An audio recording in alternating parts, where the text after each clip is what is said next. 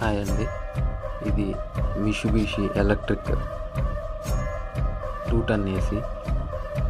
ఇది చాలా రోజులుగా సార్ కూలింగ్ రావట్లేదని కాల్ చేస్తున్నారు.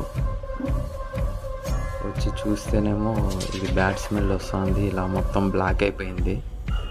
చెక్ చేసి ఓవరాల్ సర్వీస్ చేయాలి సార్ అని చెప్పాను. చేసేయమని చెప్పారు. ఇలా మొత్తం ఓపెన్ చేసి ఓవరాల్ సర్వీస్ చేస్తున్నాము.